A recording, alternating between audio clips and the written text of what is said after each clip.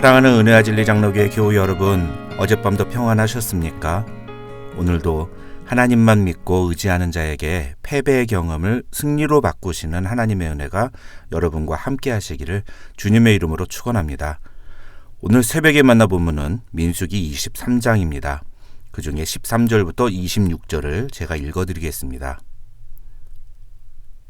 발락이 말하되 나와 함께 그들을 달리 볼 곳으로 가자. 거기서는 그들을 다 보지 못하고 그들의 끝만 보리니 거기서 나를 위하여 그들을 저주하라 하고 소빔들로 인도하여 비스가 꼭대기에 이르러 7 제단을 쌓고 각 제단에 수송아지와 수장을 드리니 발람이 발락에게 이르되 내가 저기서 여호와를 만나 뵐 동안에 여기 당신의 번제물 곁에 서소서 하니라. 여호와께서 발람에게 임하사 그의 입에 말씀을 주시며 이르시되 발락에게로 돌아가서 이렇게 말할지니라. 발람이 가서 본즉 발락이 번제물 곁에 섰고 모압 고관들이 함께 있더라. 발락이 발람에게 이르되 여호와께서 무슨 말씀을 하시더냐. 발람이 예언하여 이르기를 발락이여 일어나 들을지어다. 십볼의 아들이여 내게 자세히 들으라. 하나님은 사람이 아니시니 거짓말을 하지 않으시고 인생이 아니시니 후회가 없으시도다. 어찌 그 말씀하신 바를 행하지 않으시며 하신 말씀을 실행하지 않으시랴. 내가 축복할 것을 받았으니 그가 주신 복을 내가 돌이키지 않으리라. 야곱의 허물을 보지 아니하시며 이스라엘의 반역을 보지 아니하시는도다. 여호와 그들의 하나님이 그들과 함께 계시니 왕을 부르는 소리가 그 중에 있도다. 하나님이 그들을 애굽에서 인도하여 내셨으니 그의 힘이 들소와 같도다. 야곱을 해할 점술이 없고 이스라엘을 해할 복술이 없도다. 이때에 야곱과 이스라엘에 대하여 논할진대 하나님께서 행하신 일이 어찌 그리 크냐 하리로다. 이 백성이 암사자같이 일어나고 수사자같이 일어나서 움킨 것을 먹으며 죽인 피를 마시기 전에는 눕지 아니하리로다 하매 발락이 발람에게 이르되 그들을 저주하지도 말고 축복하지도 말라. 발람이 발락에게 대답하여 이르되 내가 당신에게 말하여 이르기를 여호와께서 말씀하신 것은 내가 그대로 하지 않을 수 없다고 하지 아니하더이까. 민수기 21장에서 아모리 족속과 바산 족속을 무찌른 이스라엘은 이제 모압 족속의 땅으로 들어갑니다.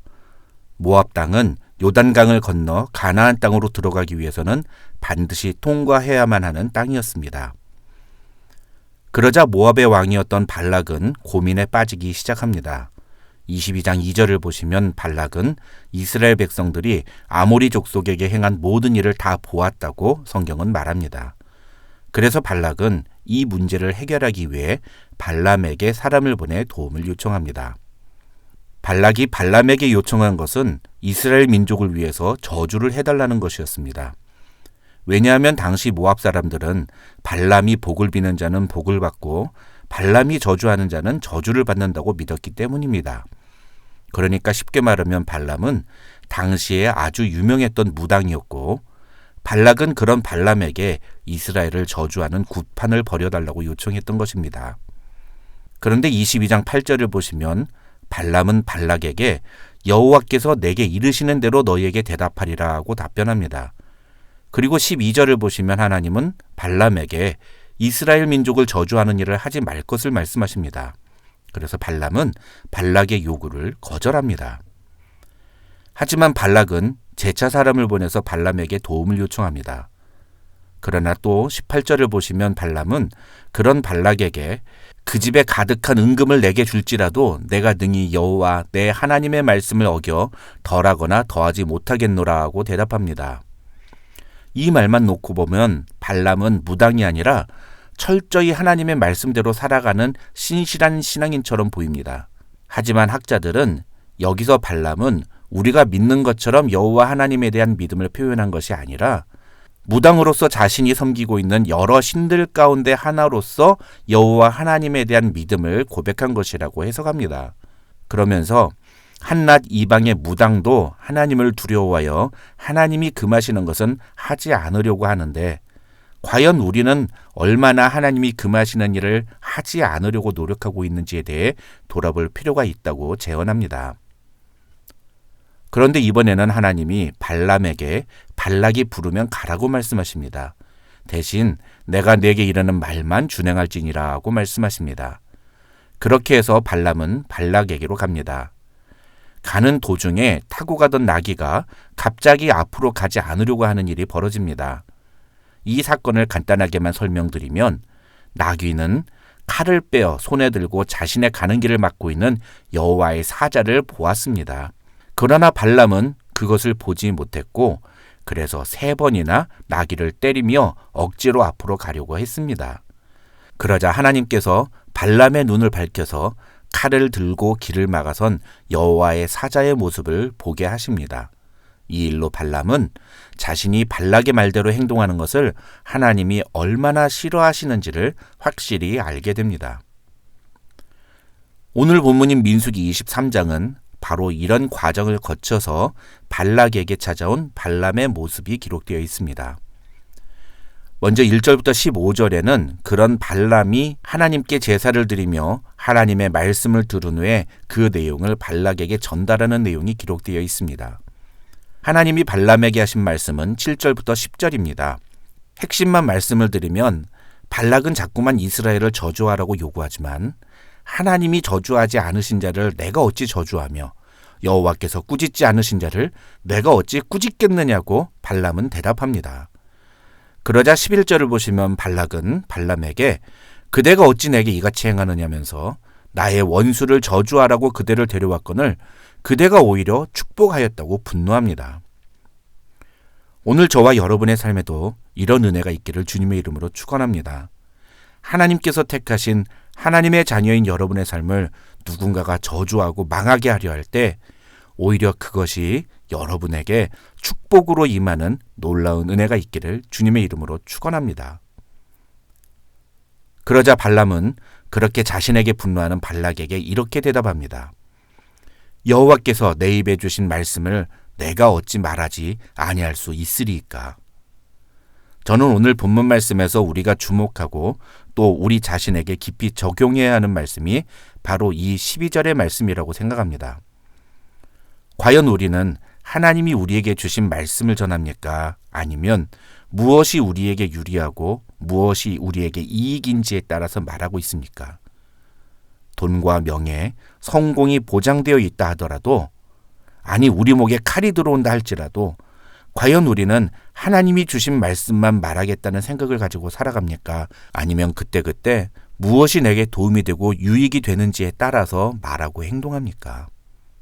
발람이 이스라엘 진영에 엄청난 규모를 보았기 때문에 이스라엘을 저주하지 않기로 결정했다고 생각한 발락은 발람을 소빔 들판에 있는 비스가산 꼭대기로 데려갑니다. 그러나 여기서도 발람은 하나님이 자신에게 말씀하신 내용을 그대로 전달합니다. 그 내용이 18절부터 24절의 내용입니다. 여기서 발람은 하나님이 야곱의 허물을 보지 아니하시며 이스라엘의 반역을 보지 아니하신다고 말합니다. 그러면서 여호와 그들의 하나님이 그들과 함께 계시니 그의 힘이 들소와 같고 그래서 야곱을 해할 점술도 없고 이스라엘을 해할 복술도 없으며 이 백성이 암사자같이 일어나고 숫사자같이 일어나서 움킨 것을 먹으며 죽인 피를 마시기 전에는 눕지 않을 것이라고 말합니다. 이 내용을 간단하게 다시 설명드리면 결국 이스라엘 민족은 그들이 믿는 하나님이 함께 하시기 때문에 어떤 저주나 주술이 통하지 않을 것이라는 말입니다. 사랑하는 성도 여러분, 하나님이 우리와 함께 계시면 세상의 저주가 우리를 무너뜨리지 못하는 줄을 믿으시기 바랍니다. 그것은 우리가 대단해서가 아니라 우리와 함께 하시는 하나님이 대단한 분이시기 때문입니다. 세상에 그 하나님과 비교할 신은 아무것도 없습니다. 세상 그 어떤 것도 하나님과 견줄 만한 것은 없다는 사실을 우리는 분명히 깨달아야 합니다. 그러자 이런 발람의 말을 들은 발락은 다시 발람에게 화를 내면서 그들을 저주하지도 말고 축복하지도 말라고 말합니다. 그러더니만 또 다시 발람을 데리고 광야가 내려다 보이는 브올산 꼭대기로 가서 거기서 발람에게 다시 저주를 해달라고 요청합니다. 발락은 모두 4번이나 발락에게 이스라엘을 저주해달라고 요청한 것입니다. 어떻게든 이스라엘을 저주해서 그들을 막아보려고 하는 발락의 노력이 참으로 불쌍해 보일 정도입니다. 심지어 27절을 보시면 발락은 발람에게 네가 거기서 나를 위하여 그들을 저주하기를 하나님이 혹시 기뻐하시리라고 말하기까지 합니다. 하나님은 이미 이스라엘을 저주하는 것을 막으시고 오히려 이스라엘을 향하여 축복을 선언하기를 원하신다는 사실을 발람을 통해서 발락에게 말씀하셨습니다. 그런데 발락은 하나님이 이스라엘을 저주하는 것을 기뻐하실지 모른다고 지금 발락에게 이야기하고 있는 것입니다.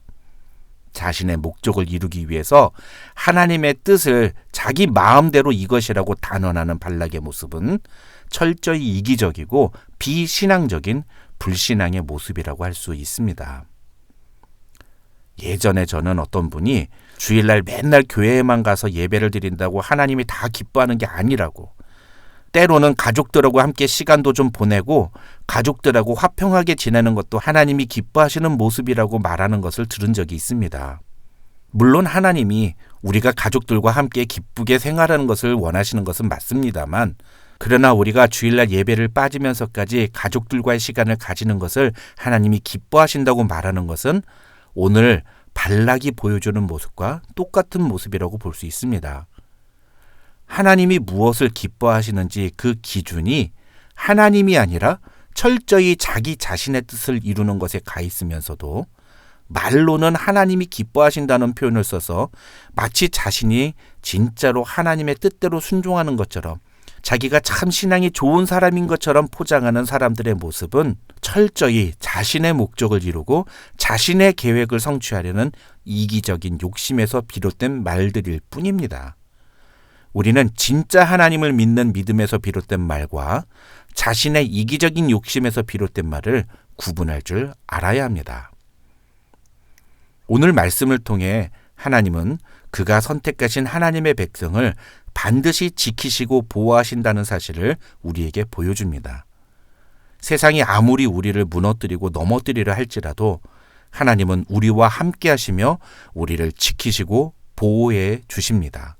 그것이 지금 우리가 사는 이 세상에서의 삶이 아닐 수는 있습니다. 그러나 하나님과 함께하는 영원한 하나님의 나라에서는 반드시 그 은혜와 축복이 우리와 함께할 것입니다. 우리는 그렇게 우리를 사랑하시는 하나님의 선택을 받은 하나님의 자녀들이라는 사실을 여러분 꼭 기억하시기 바랍니다. 오늘 하루도 그런 축복과 은혜를 믿음으로 고백하면서 하나님께 감사와 찬양을 올려드리는 사랑하는 은혜와 진리 장로교의 모든 교우들이 되시기를 주님의 이름으로 축원합니다.